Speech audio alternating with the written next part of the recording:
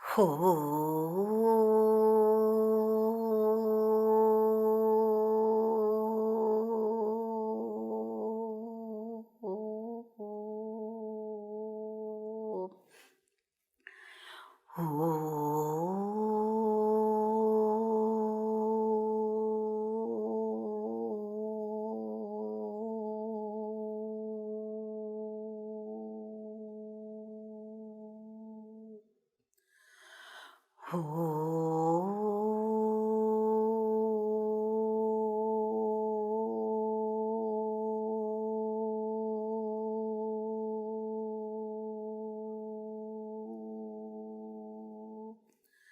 ഓം ശ്രീ ഗണേശായ നമഃ.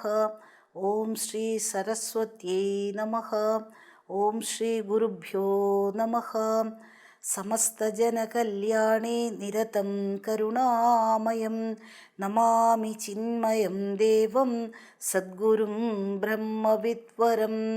മൂകം കരോതി വാചാലം പങ്കും ലംഘയത്തെ ഗിരിം. യത്കൃപാതമഹം വന്ദേ പരമാനന്ദമാധവം പരമാനന്ദമാധവം. ഓം സർവവേദാന്തസിദ്ധാന്ത ഗോചരം തമഗോചരം ഗോവിന്ദം പരമാനന്ദം സദ്ഗുരും പ്രണതോസ്മ്യഹം സദ്ഗുരും പ്രണതോസ്മ്യഹം. നമ്മൾക്ക് അതായത് 385 മുതൽക്കൊന്ന് വായിക്കാം. ദേഹേന്ദ്രിയ പ്രാണമനോഹമാദിഭിഃ സ്വാജ്ഞാനക്ലുപ്തൈരഖിലൈരുപാധിഭിഃ വിമുക്തമാത്മാനമഖണ്ഡരൂപം പൂർണ്ണം മഹാകാശമിവാവലോകയേത്. ഘടകലശ കുസൂലസൂചിമുഖ്യൈഃ ഗഗനമുപാദിശതൈർവിമുക്തമേകം ഭവതി ന വിവിധം തദൈവ ശുദ്ധം പരമഹമാദിവിമുക്തമേകമേവ. ബ്രഹ്മാദിസ്തംഭപര്യന്ത മൃഷാമാത്രാ ഉപാദയഃ തതഃ പൂർണ്ണം സ്വമാത്മാനം പശ്യേദേകാത്മനാ സ്ഥിതം. യത്ര ഭ്രാന്ത്യാ കൽപ്പിതം തദ്വിവേകേ തത്തന്മാത്രം നൈവ തസ്മാദ് വിഭിന്നം. ഭ്രാന്തിർനാശേ ഭ്രാന്തിദൃഷ്ടാ ഹി തത്വം രജ്ജുസ്തത്വദ് വിശ്വമാത്മസ്വരൂപം. അപ്പം നമ്മൾ കണ്ടു ഉപാധി എന്നുള്ളത് ഉപാധിയാൽ എല്ലാം പരിമിതമാണ് എന്ന് തോന്നുന്നു എങ്കിലും ഉപാധി ഒന്നും സത്യമല്ല. ഈ പൂർണ്ണമായിട്ടുള്ള സത്യം അല്ലെങ്കിൽ പരമാത്മസ്വരൂപം ഉപാധിയാൽ വിനിർമുക്തമാണ് എന്നും കണ്ടു. ഇനി ഉപാധിയെ പറയുമ്പോൾ ബ്രഹ്മാദി സ്തംഭ പര്യന്തം ഇതെല്ലാം ഉപാധിയാണ്. അപ്പം ഇതൊന്നും സത്യമല്ല, ഇതെല്ലാം മിഥ്യയാണ് എന്ന് പറഞ്ഞു. അത് കഴിഞ്ഞിട്ട് ഉപാധി തലത്തിൽ വ്യത്യാസമുണ്ട് എന്ന് പറഞ്ഞു അല്ലേ. ഉപാധി തലത്തിൽ വ്യത്യാസമുണ്ട്. നമ്മളെല്ലാം ഒന്നാണ് എന്ന് പറഞ്ഞുകൊണ്ട് ഒരു ഓഫീസിൽ ചെന്നിട്ട് ആ ഓഫീസറുടെ തോളത്ത് കൈയൊക്കെ ഇട്ടിട്ട് അങ്ങനെയൊന്നും സാധിക്കില്ല. ഉപാധി തലത്തിൽ വ്യത്യാസമുണ്ട്, അത് സ്പഷ്ടമാണ്. പക്ഷേ എങ്കിൽ നമ്മളിവിടെ ഉപാധിയെക്കുറിച്ചല്ല സംസാരിക്കുന്നത്. പരമാർത്ഥ തത്വം അത് ഉപാധി വിമുക്തമാണ്, അതൊന്നാണ്, ഏകമാണ്, അത് എപ്പോഴും ഒരേപോലെയാണ് എന്ന് കണ്ടു. അത് കഴിഞ്ഞിട്ട് ഭ്രാന്തിയാലാണ് ഈ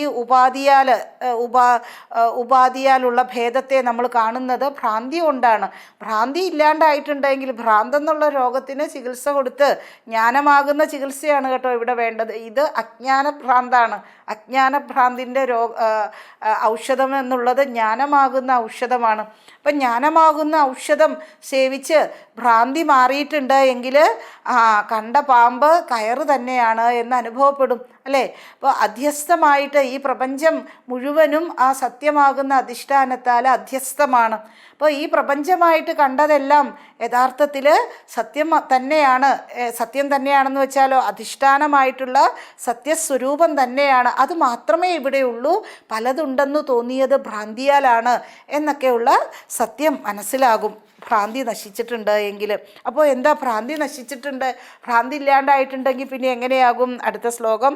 സ്വയം ബ്രഹ്മ സ്വയം വിഷ്ണു സ്വയമിന്ദ്ര സ്വയം ശിവ സ്വയം വിശ്വമിദം സർവം സ്വസ്മാദന്യെന്ന കിഞ്ചനാം സ്വയം ബ്രഹ്മ സ്വയം വിഷ്ണു സ്വയമിന്ദ്ര സ്വയം ശിവ സ്വയം വിശ്വമിദം സർവം സ്വസ്മാദന്യെന്ന കിഞ്ചനാം. അപ്പോൾ സ്വയം ബ്രഹ്മ സ്വയം വിഷ്ണു, ഞാൻ ബ്രഹ്മാവാണ് വിഷ്ണുവാണ് ശിവനാണെന്നൊക്കെ മനസ്സിലാകും. ഞാൻ എന്ന് പറഞ്ഞാലോ ആത്മാ. ഈ ലോകം എന്താ, ബ്രഹ്മാവും ആത്മാവാണ്, വിഷ്ണുവും ആത്മാവാണ്, ശിവനും ആത്മാവാണ്. ഇനി ഇവിടെ വേറെ ആരെങ്കിലുമൊക്കെ നിങ്ങൾക്ക് ആഡ് ചെയ്യണോ? പല തരത്തിലുള്ള ദൈവങ്ങളെയൊക്കെ ചെയ്തോളൂ, ഒരു പ്രശ്നവുമില്ല. അദ്വൈതയ്ക്ക് ഇവിടെ ഒരാളെയും ഒരു തരത്തിലും നമ്മൾ തള്ളുന്നില്ല. എല്ലാവരും ആത്മാവാണ്. എല്ലാം ഞാൻ തന്നെയാണ്. ആത്മാ എന്നുള്ളത് ഞാനാണ്. അപ്പോൾ ഈ ലോകവും ആത്മാവ് തന്നെ. ഈ ആത്മാ ഞാനാണ്. അപ്പം അതുകൊണ്ട് ഞാനാണിതെല്ലാം. സ്വയം ബ്രഹ്മ സ്വയം വിഷ്ണു സ്വയം ഇന്ദ്ര സ്വയം ശിവ സ്വയം വിശ്വം, ഈ ലോകവും അതും ഞാൻ തന്നെയാണ്. സ്വസ്മാത് അന്യന്ന കിഞ്ചന, എന്നിൽ നിന്ന് അന്യമായിട്ട് ഇവിടെ യാതൊന്നുമില്ല. മഹാത്മാക്കളുടെ അനുഭവം അങ്ങനെയാണ്.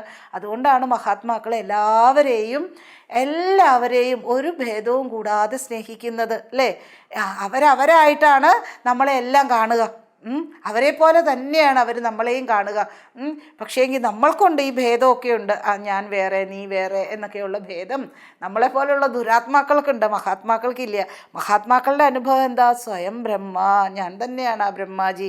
സ്വയം വിഷ്ണു, അതും ഞാൻ തന്നെയാണ്. സ്വയം ഇന്ദ്രഹ സ്വയം ശിവഹ സ്വയം വിശ്വം ഇതം സർവം. അപ്പോൾ ഇത് വേറെ ആരുടെ അടുത്ത് നിന്ന് പറയുകയൊന്നും വേണ്ട, മനസ്സിലാക്കിയാൽ മതി കേട്ടോ. ഇത് യഥാർത്ഥത്തിൽ ഭ്രാന്തി ഇല്ലാത്ത അവസ്ഥയാണ്. ഒരിക്കൽ ജവഹർലാൽ നെഹ്റു ഇന്ത്യൻ പ്രധാനമന്ത്രി ആയിരുന്ന സമയത്ത് ഒരു ഭ്രാന്താശുപത്രി സന്ദർശിക്കുകയുണ്ടായി.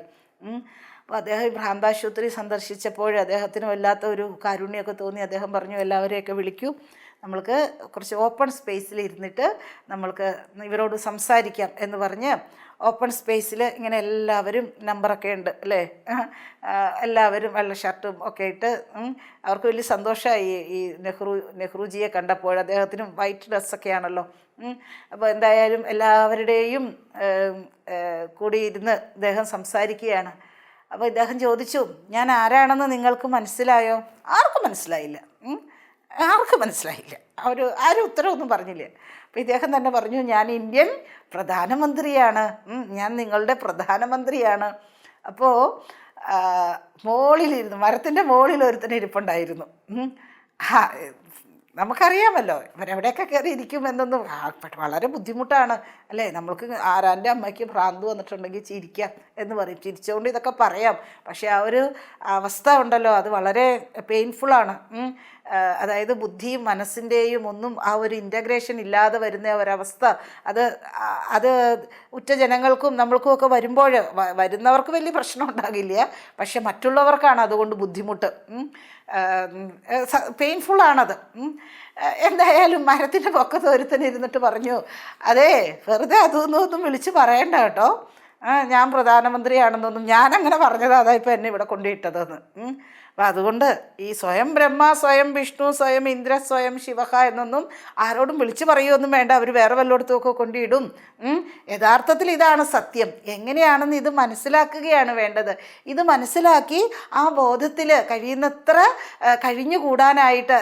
കാരണം ഈ പെട്ടെന്ന് കുറച്ച് ഈ മഹാത്മാക്കളൊക്കെ പ്രശ്നം ഉണ്ടാകില്ല, സദാ ആ ബോധത്തിൽ തന്നെ ഇരിക്കാനായിട്ട് സാധിക്കും. പക്ഷെ നമ്മെപ്പോലുള്ളവർക്ക് കുറച്ച് നേരത്തേക്കെങ്കിലും ആ ബോധത്തിൽ ഒന്ന് ലയിക്കാനായിട്ട് സാധിച്ചിട്ടുണ്ടെങ്കിൽ അത് തന്നെ വലിയ കാര്യമാണ്. അപ്പോൾ ഇത് മനസ്സിലാക്കി ഇതിൽ മുഴുകാനായിട്ട് ശ്രമിക്കുകയാണ് വേണ്ടത്. ആരോടും പറഞ്ഞു നടക്കുകയെന്നും വേണ്ട. പറഞ്ഞു നടന്നാൽ പറഞ്ഞുവല്ലോ, ആ കഥ പോലെയാകും. അപ്പം സ്വയം ബ്രഹ്മ സ്വയം വിഷ്ണു സ്വയമിന്ദ്ര സ്വയം ശിവ സ്വയം വിശ്വമിദം സർവം സ്വസ്മാദന്യന്ന കിഞ്ചനാം അന്തസ്വയം ചാപി ബഹിസ്വയം ച സ്വയം പുരസ്താത് സ്വയമേവ പശ്ചാത് സ്വയം ഹ്യവാച്യാം സ്വയമപ്യുദീച്യാം തഥോപരിഷ്ടാത് സ്വയമപ്യധസ്താത്. അന്തസ്വയം ചാപി ബഹിസ്വയം ച സ്വയം പുരസ്താത് സ്വയമേവ പശ്ചാത് സ്വയം ഹ്യവാച്യാം സ്വയമപ്യുദീച്യാം തഥോപരിഷ്ടാത് സ്വയമപ്യധസ്താത്. അന്തഃ സ്വയം ചാപി ച അപി ബഹിഃ സ്വയം ച, ഉള്ളിലും പുറത്തും ഒക്കെ ഞാൻ തന്നെയാണ്. എല്ലായിടത്തും അകത്തും പുറത്തും ഒക്കെ നമ്മൾ ഈശ്വരനെക്കുറിച്ച് സ്തുതിക്കുന്ന ഭജൻസിലൊക്കെ നമ്മൾ പാടും, അകവും പുറമും ഇരുപ്പവനേ, അല്ലേ? ഗണേശനെയൊക്കെ പാടുമ്പോൾ ഗണേശ സ്തുതിയാണ് അത്. അകവും പുറവും ഇരുപ്പവനേ എന്ന്. യഥാർത്ഥത്തിൽ ഞാനും അങ്ങനെ തന്നെയാണ്. ഞാൻ ആത്മാവും ഉള്ളിലും അകത്തും പുറത്തും ഒക്കെ ആത്മാ തന്നെ. ഇനിയോ സ്വയം പുരസ്താത് സ്വയമേവ പശ്ചാത്, മുമ്പിലും പിറകിലും ഒക്കെ ആത്മ തന്നെയാണ്. സ്വയം ഹ്യവാച്യാം സ്വയമപ്യുദീച്യാം, അവാച്യാം തെക്കുഭാഗത്തും ഉദീച്യാം വടക്കുഭാഗത്തും തതോപരിഷ്ടാത് സ്വയമപ്യധസ്താത്, മുകളിലും താഴെയും സർവത്ര സർവത്ര സർവത്ര എല്ലായിടത്തും രേ രേ രേ രേ സർവം ബ്രഹ്മമയം, എല്ലായിടത്തും ആത്മാ ബ്രഹ്മമാണ്. ഞാനാണ് എല്ലായിടത്തും സർവത്ര. ഓക്കെ. അന്തസ്വയം ചാപി ബഹിസ്വയം ച സ്വയം പുരസ്താത് സ്വയമേവ പശ്ചാത് സ്വയം ഹ്യവാച്യാം സ്വയമപ്യുദീച്യാം തതോപരിഷ്ടാത് സ്വയമപ്യധസ്താത്. തരംഗഭേന, ഇതെല്ലാം ഒരേ തീം തന്നെയാണ് പറഞ്ഞുകൊണ്ടിരിക്കുന്നത്. ശ്ലോകം തന്നെ നമ്മൾക്ക് വിശദീകരിച്ച് തരുന്നു. കൂടുതലായിട്ടൊന്നും പറയേണ്ട കാര്യമില്ല. ഈ ശ്ലോകം ഒന്ന് അതിൻ്റെ അർത്ഥം ഒന്ന് മനസ്സിലാക്കിയിട്ടുണ്ട് എങ്കിൽ കാര്യം മനസ്സിലാക്കാവുന്നതേ ഉള്ളൂ. തരംഗഭേനഭ്രമബുദ്ബുദാദി സർവം സ്വരൂപേണ ജലം യഥാ തഥാ ചിദേവ ദേഹാദ്യഹമന്തമേതത് സർവം ചിദേവൈകരസം വിശുദ്ധം. തരംഗഭേനഭ്രമബുദ്ബുദാദി സർവം സ്വരൂപേണ ജലം യഥാ തഥാ ചിദേവ ദേഹാദ്യഹമന്തമേതത് സർവം ചിദേവൈകരസം വിശുദ്ധം. തരംഗഭേന ഭ്രമബുദ്ബുദാദി, തരംഗം എന്ന് വെച്ചിട്ടുണ്ടെങ്കിൽ തിരമാല ഭേന എന്ന് വെച്ചിട്ടുണ്ടെങ്കിൽ നുരകളൊക്കെ ഉണ്ടല്ലോ, വെള്ളത്തിൽ നുരകളൊക്കെ ഇല്ലേ. ഇനി ഭ്രമം, ചുഴിയുണ്ടാകും അല്ലേ, വലിയ നദിയിലൊക്കെ ചുഴിയുണ്ട്. ബുദ്ബുദാദി, കുമിളകളൊക്കെ ഉണ്ടാവും. നുരയും പതയും കുമിളകളും ചുഴിയും ഒക്കെ ഉണ്ടാവും. പക്ഷേ യഥാർത്ഥത്തിൽ ഇവയൊക്കെ എന്താണ്? സർവം സ്വരൂപേണ ജലം യഥാ തഥാ. അതെല്ലാം യഥാർത്ഥത്തിൽ ഇവയെല്ലാം ജലം തന്നെയാണ്. അതുപോലെ തന്നെ ചിദേവ ദേഹാദ്യ അഹമന്തമേതത്, അതുപോലെ തന്നെ ഇവയെല്ലാം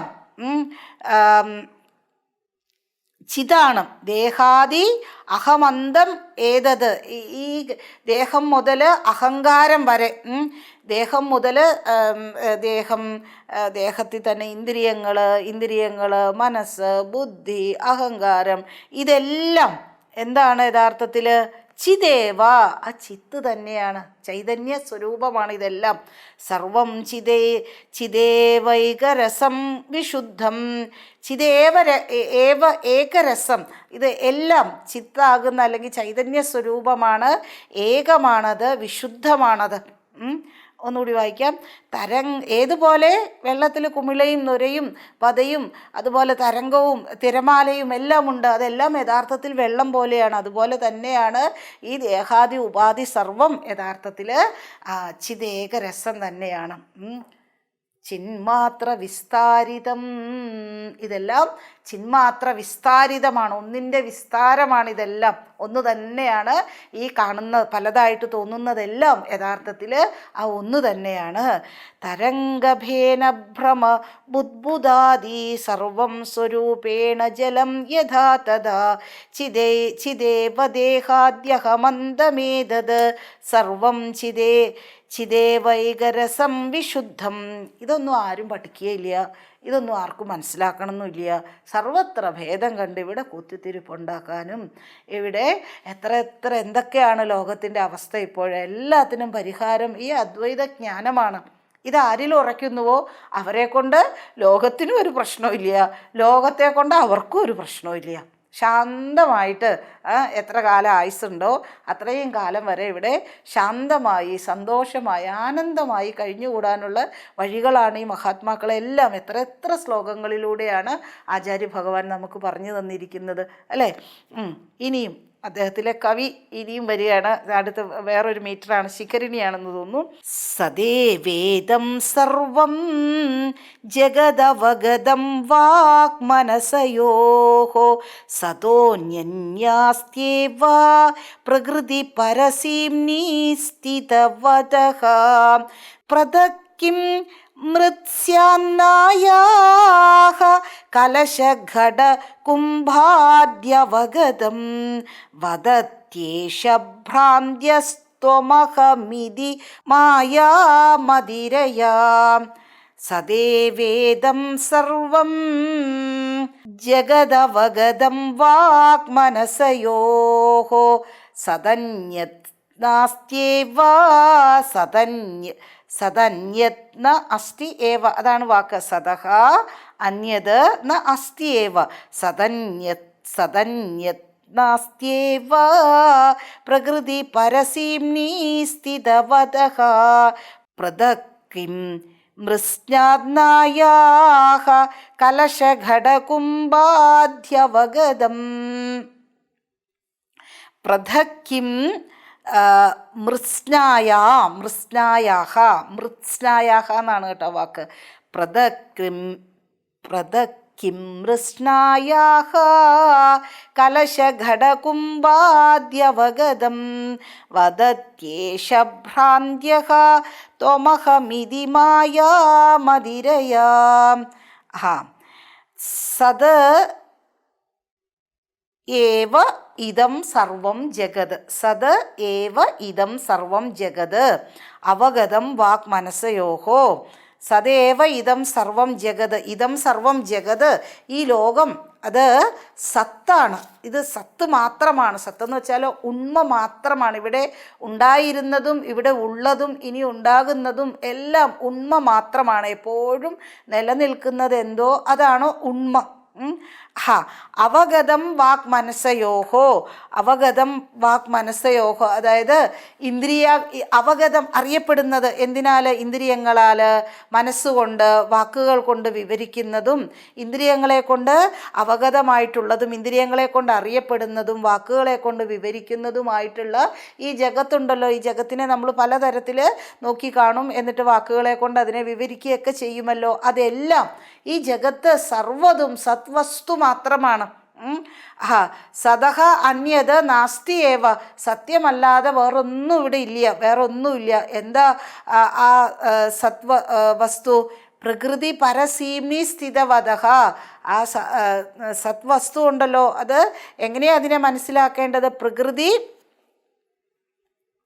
പ്രകൃതി പരസീംനി സ്ഥിതവതഃ, അതായത് പ്രകൃതിയുടെ പരിധിയും പ്രകൃതിക്കും അപ്പുറം, പ്രകൃതിക്കും പരമായിട്ട് സ്ഥിതി ചെയ്യുന്ന ഒന്നാണത്. അത് തന്നെയാണ് ഇവിടെ പലതായിട്ട് പ്രത്യക്ഷപ്പെടുന്നത്.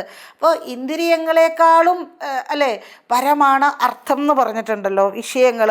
കാരണം ഈ വിഷയങ്ങൾ ഇന്ദ്രിയങ്ങളുടെ പിന്നാലെ പോകുമ്പോൾ ഇന്ദ്രിയങ്ങളെക്കാളും ശ്രേഷ്ഠമാണല്ലോ വിഷയങ്ങൾ. ഈ വിഷയങ്ങളെ ഇന്ദ്രിയങ്ങൾ കൊണ്ടുവരും. എങ്ങനെ? മനസ്സിലേക്കാണ് കൊണ്ടുവരിക അല്ലേ. അപ്പോൾ ഈ വിഷയങ്ങൾ അർത്ഥത്തെക്കാളും അല്ലെങ്കിൽ വിഷയങ്ങളെക്കാളും ശ്രേഷ്ഠമാണ് മനസ്സ്. കാരണം മനസ്സിന് വേണ്ടിയിട്ടാണ് ഇവയൊക്കെ കൊണ്ടുവരിക. ഇനി ആ മനസ്സിനേക്കാളും ശ്രേഷ്ഠമാണ്, പരമാണ് ബുദ്ധി.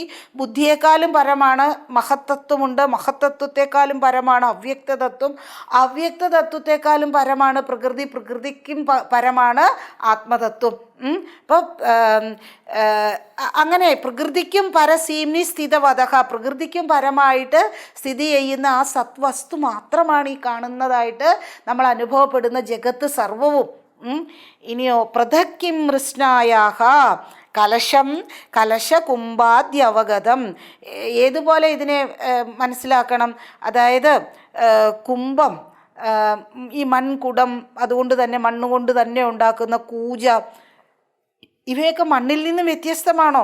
മണ്ണ് തന്നെയാണ്, പലതരത്തിലുള്ള രൂപത്തിലും പലതരത്തിലുള്ള പേരിലും ആകൃതിയിലും നാമവും രൂപവും ഒക്കെ വ്യത്യസ്തമായിരിക്കാം. പക്ഷേ അതിൻ്റെ സ്ഥായിയായിട്ടുള്ള വസ്തു എന്നുള്ളത് മണ്ണാണ്, അല്ലേ? അപ്പം ആരെങ്കിലും വ്യത്യസ്തമാണെന്ന് പറഞ്ഞിട്ടുണ്ടെങ്കിൽ നമ്മൾ എന്തു വിളിക്കും അവനെ? ഭ്രാന്താണ്, അല്ലേ? ഭ്രാന്തനാണെന്ന് പറയും. വദത്യേഷ ഭ്രാന്ത്യസ്ത്വമഹമിതി മായാമതിരയാ. അവന് ഭ്രാന്താണ്. എന്തുകൊണ്ടുള്ള ഭ്രാന്താണ്? കള്ളു കുടിച്ചിരിക്കുകയാണ്. എന്ത് കള്ള അവൻ കുടിച്ചിരിക്കുന്നത്? ഏത് ബ്രാൻഡാണെന്നൊക്കെ ചോദിച്ചിട്ടുണ്ടെങ്കിൽ മായാമതിരയാ, മായയാകുന്ന മദ്യം കുടിച്ചിരിക്കുന്നു. അപ്പം നമ്മെപ്പോലുള്ള ഭ്രാന്തന്മാർ മായയാകുന്ന മദ്യത്താൽ അഡിക്റ്റഡാണ്, അല്ലേ? മായയാകുന്ന മദ്യം ഉണ്ടല്ലോ, അത് വേറെ ഷോപ്പിലൊന്നും കിട്ടുമെന്ന് തോന്നണില്ല. അത് നൈസർഗികമായിട്ട് നമ്മളിലുണ്ട്. നമ്മൾ അതും കൊണ്ടാണ് മായയായിട്ടുള്ള മദ്യം ജന്മജന്മാന്തരങ്ങളായിട്ട് അത് കുടിച്ചുകൊണ്ടാണ് ഇപ്പോഴും അങ്ങനെ തന്നെ. എന്നിട്ട് ഞാൻ വേറെയാണ്, നീ വേറെയാണ്, അത് വേറെയാണ്, ഇത് വേറെയാണ്, അവിടെ അങ്ങനെ ചെയ്യണം, അവിടെ അശുദ്ധമായില്ലേ, അവിടെ ഇനി അങ്ങനെ ഇങ്ങനെയൊക്കെ ചെയ്യണം. ഇത് എല്ലായിടവും എല്ലാം ഒന്നിൻ്റെ ചിന്മാത്ര വിസ്താരിതം. അപ്പം ആരാണോ ഇങ്ങനെയൊക്കെ വിളിച്ച് പറഞ്ഞുകൊണ്ടിരിക്കുന്നത്? ഭ്രാന്താണ്. ഞാൻ പറഞ്ഞാലും നിങ്ങൾ പറഞ്ഞാലും ഒക്കെ ഭ്രാന്താണ്. നല്ലതുപോലെ മദ്യത്തിന് അടിമയാണ്. എന്ത് മദ്യത്തിനാണ് അടിമ? മായാമതിരയാ, മായയാകുന്ന മദ്യം കുടിച്ച് പൂസായിക്കൊണ്ടിട്ടാണ് ഈ ഭേദം മുഴുവനും കണ്ടിട്ട് അത് വിളിച്ച് പറഞ്ഞ് എന്തൊക്കെ കുത്തിത്തിരിപ്പാണ് ഇവിടെ ഉണ്ടാക്കുക, അല്ലേ? സദേവേദം സർവം ജഗദവഗതം വാക്മനസയോഹോ സതോന്യന്നാസ്ത്യേവ പ്രകൃതി പരസീംനീ സ്ഥിതവദഃ പൃഥക്കിം മൃഷ്ണായാഃ കലശഘടകുംഭാദ്യവഗതം വദത്യേഷ ഭ്രാന്ത്യഃ ത്വമഹമിതി മായാമതിരയാം ക്രിയാസമഭിഹാരേണ യത്ര നാന്യദിതി ശ്രുതിഃ ബ്രവീതി ദ്വൈതരാഹിത്യം മിഥ്യാധ്യാസനിവൃത്തയേ ക്രിയാസമഭിഹാരേണ യത്ര നാന്യദിതി ശ്രുതിഃ ബ്രവീതി ദ്വൈതരാഹിത്യം മിഥ്യാധ്യാസനിവൃത്തയേ. ശ്രുതിഹി ബ്രവീമി, ശ്രുതി പറയാണ്, വേദം പറയാണ്. എന്താ വേദം പറയുന്നത്? ദ്വൈതരാഹിത്യം. ഇവിടെ ദ്വൈതമില്ല, രണ്ടെന്നുള്ളത് ഇല്ല. അത് തന്നെയല്ലേ ശ്രുതിയിൽ പറഞ്ഞിട്ടുള്ളത് തന്നെയാണ്. മലയാളിക്ക് മലയാള ഭാഷയുടെ പിതാവായിട്ടുള്ള എഴുത്തച്ഛൻ ശുദ്ധ മലയാളത്തിൽ ഒന്നായ നിന്നെ ഇഹ രണ്ടെന്ന് കണ്ടുകൊണ്ട് എന്താ ഉണ്ടായത്? ഇണ്ടൽ. അത് മിണ്ടാൻ പറ്റിയില്ല, മിണ്ടാവതല്ല, അത്രമാത്രം ഇണ്ടലാണ് ഉണ്ടായിരിക്കുന്നത്. കാരണം എന്താ? ഒന്നിനെ രണ്ടെന്ന് കണ്ടു. യഥാർത്ഥത്തിൽ എന്താണ്? ഒന്നാണ്. ദ്വൈതരാഹിത്യമാണ്, ദ്വൈതമില്ല. അപ്പോൾ അധ്യാസത്തെ നിരാകരിച്ചിട്ടുണ്ട് എങ്കിൽ എങ്ങനെ നിരാകരിക്കും? അധ്യാസത്തെ എങ്ങനെ നിരാകരിക്കുക? അധിഷ്ഠാനത്തിൽ അധ്യസ്ഥമായി കാണുന്ന ഈ പ്രപഞ്ചത്തെ എങ്ങനെ നിരാകരിക്കാനായിട്ട് സാധിക്കും? ക്രിയാസമഭിഹാരേണ. വേറൊരു ഇതിനു മുമ്പ് വരാത്തൊരു പദമാണ് ക്രിയാസമഭിഹാരേണ. പലതരത്തിലുള്ള പദങ്ങളാൽ ശ്രുതി ദ്വൈതരാഹിത്യത്തെക്കുറിച്ച് വീണ്ടും വീണ്ടും പറഞ്ഞു തന്നുകൊണ്ടിരിക്കുകയാണ്, ആവർത്തിക്കുകയാണ്. ദ്വൈതരാഹിത്യം, ദ്വൈതമില്ല ഇവിടെ, അദ്വൈതമാണ് എന്ന്. എത്ര അന്യത്, മറ്റൊന്ന് ഇല്ല. എത്ര അന്യത് പശ്യതി, എവിടെ മറ്റൊന്ന് കാണുന്നില്ലയോ? എത്ര അന്വത് ശൃണോതി, വേറൊന്നും കേൾക്കാനില്ലയോ? അന്യത് വിജാനാതി, വേറൊന്നും അറിയുന്നില്ലയോ? തത് ഭൂമ, അത് അനന്തമാണ്. അനന്തമായിട്ടുള്ള അവിടെ മറ്റൊന്നില്ല, വേറൊന്ന് രണ്ടെന്നുള്ള ഒന്ന് കാണാനും ഇല്ല, കേൾക്കാനും ഇല്ല, അറിയാനും ഇല്ല. അനന്തം. അവിടെ ഇന്ദ്രിയങ്ങളുടെ പ്രവൃത്തികളോ ഒന്നും അവിടെ ഇല്ല. അപ്പം എവിടെയാണോ ഇതൊന്നും ഈ അല്ലേ മുക്തി തൻ്റെയാ സ്വർഗരാജ്യത്തിലേക്കെൻ്റെ നാടൊന്നുയർത്തണേ ദൈവമേ. എവിടെയാണോ ഈ തരത്തിലുള്ള ഈ ഉപാധിയാൽ ഖണ്ഡിതമായിട്ടുള്ള കാര്യങ്ങൾ, ഉപാധി ഭേദാദികളൊക്കെ എവിടെയാണോ ഭേദരാഹിത്യം സംഭവിക്കുന്നത്, അതാണ് മുക്തി. ദ്വൈതരാഹിത്യം, അതാണ് മുക്തി എന്നുള്ളത്. അന്യമായിട്ട് കാണാനും കേൾക്കാനും ഒന്നുമില്ലാത്തത് ദ്വൈതരാഹിത്യം, അതൊന്നേ ഉള്ളൂ. ആ ഒന്നായിട്ടുള്ളതിനെ രണ്ടെന്ന് കണ്ടിട്ടുണ്ട് എങ്കിൽ പിന്നെ മിണ്ടണ്ട, ദുഃഖങ്ങളൊക്കെ സഹിക്കുക തന്നെ, അത്ര തന്നെ. എന്താ കാരണം? രണ്ടെന്ന് കണ്ടു. ഓക്കെ. ഒന്നുകൂടി നമ്മൾക്കിത് വായിക്കാം. ക്രിയാസമഭിഹാരേണ യത്ര നാന്യതിഥി ശ്രുതി ബ്രവീതി ദ്വൈതരാഹിത്യം മിഥ്യാധ്യാസനിവൃത്തയേ. ആകാശവന്നിർമലനിർവികൽപം നിസീമ നിസ്പന്ദന നിർവികാരം അന്തർബഹിശൂന്യമനന്യമദ്വയം സ്വയം പരം ബ്രഹ്മ കിമസ്തി ബോധ്യം. ആകാശവന്നിർമല നിർവികൽപം നിസ്സീമ നിസ്പന്ദന നിർവികാരം അന്തർബഹിശൂന്യമനന്യമദ്വയം സ്വയം പരം ബ്രഹ്മ കിമസ്തി ബോധ്യം. ആകാശവത് നിർമ്മലം, ആകാശം പോലെ നിർമ്മലമാണ്, വിശുദ്ധമാണ്. നമ്മൾ ഒരിക്കലും കേട്ടിട്ടില്ല സ്പേസ് പൊല്യൂഷൻ സംഭവിച്ചു എന്നൊന്നും, അല്ലേ? അന്തരീക്ഷ മലിനീകരണമൊക്കെ ഉണ്ടാകാം, പക്ഷേ ആകാശത്തെക്കുറിച്ചിട്ട് അങ്ങനെ അധികം നമ്മൾ കേൾക്കാറില്ല. ആകാശം പോലെ നിർമ്മലമാണ്, നിർവികൽപ്പമാണ്. ആകാശം ഒന്നേ ഉള്ളൂ, അവിടെ രണ്ടില്ല. അതുപോലെ തന്നെ ഈ തത്വവും രണ്ടില്ലാത്ത ഒന്നേ ഉള്ളൂ. രണ്ടായിട്ട് കണ്ടിട്ടുണ്ടെങ്കിൽ എന്തുണ്ടാകും? ഇണ്ടലുണ്ടാകും. ഓക്കെ. നിസീമ, അതിരുകളില്ല, അതിരില്ലാത്തതാണ്, വിസ്താരം. നിസ്പന്ദനം, ഒരു തരത്തിലുള്ള സ്പന്ദനങ്ങളോ ഒരു തരത്തിലുള്ള ക്രിയയോ ഒന്നുമില്ലാത്ത നിശ്ചലമായിട്ടുള്ള ആ തത്വം. നിർവികാരം, വികാരശൂന്യം, ഒരു മാറ്റവും അതിന് സംഭവിക്കാൻ പോകുന്നില്ല ഒരിക്കലും. അനന്യം, മറ്റൊന്ന ഒന്നില്ല, രണ്ടെന്ന ഒന്നില്ലാത്തതാണത്. അദ്വൈതം, സ്വയം പരബ്രഹ്മ. അറിഞ്ഞിട്ടുണ്ട് എങ്കിൽ കിമസ്തി ബോധ്യം. ഇനി എന്തെങ്കിലും ഇതറിഞ്ഞു കഴിഞ്ഞിട്ടുണ്ട് എങ്കിൽ വേറെ അറിയാനായിട്ട് ഇവിടെ എന്തെങ്കിലും അവശേഷിക്കുന്നുണ്ടോ? ഒന്നുമില്ല എന്ന് സാരം, അല്ലേ? എല്ലാം സർവം ബ്രഹ്മമയം, വേറെ ഒന്നും ഇവിടെ അവശേഷിക്കുന്നില്ല വേറെ അറിയാനായിട്ട്. പറയാനും കേൾക്കാനും പറയാതിരിക്കാനും ചെയ്യാനും ചെയ്യാതിരിക്കാനും ഒന്നും അവശേഷിക്കുന്നില്ല. ഓക്കെ. അപ്പോൾ നമ്മൾക്ക് ഇതൊന്നുകൂടി വായിക്കാം. ആകാശവത് നിർമ്മല നിർവികൽപം നിസ്സീമ നിസ്പന്ദന നിർവികാരം അന്തർബഹിശൂന്യമനന്യമദ്വയം സ്വയം പരബ്രഹ്മ കിമസ്തി ബോധ്യം. ഓക്കെ. അപ്പോൾ നമ്മൾക്ക് ഇപ്പോൾ ഇവിടെ ഇവിടെ നിർത്താം. നമ്മൾക്ക് ഇനി അടുത്ത ക്ലാസ്സിൽ നമുക്ക് ബാക്കി എടുക്കാം. ഓക്കെ. ചെറിയ ചെറിയ യൂട്യൂബിലേക്കാകുമ്പോൾ ചെറിയ ചെറിയ വീഡിയോകളാണ്. സമയമില്ല എന്ന് ആരും പറയരുതല്ലോ. സമയം ഇല്ല കേട്ടോ എനിക്ക് കേൾക്കാനായിട്ട്. 20 അല്ലെങ്കിൽ 30 മിനിറ്റിൽ കൂടുതൽ ഉണ്ടാകില്ല. അതിനുള്ള സമയം കണ്ടെത്തിയില്ല എങ്കിൽ ഈ ലോകത്തുനിന്ന് ഞാൻ അറിയാതെയാണ് പോകുന്നതെങ്കിൽ വലുതായിട്ടുള്ള നഷ്ടമാണ്. അതുകൊണ്ട് അതിനായിക്കൊണ്ടിട്ട് സമയം കണ്ടെത്തുക, ഇതിനെ മനസ്സിലാക്കാനായിക്കൊണ്ടിട്ട്. ഓം പൂർണ്ണമദഃ പൂർണ്ണമിദം പൂർണ്ണാത് പൂർണ്ണമുദച്യതേ പൂർണ്ണസ്യ പൂർണ്ണമാദായ പൂർണ്ണമേവാവശിഷ്യതേ. ഓം ശാന്തി ശാന്തി ശാന്തി. ഹരി ഓം. ശ്രീ ഗുരുഭ്യോ നമഃ. ഹരി ഓം.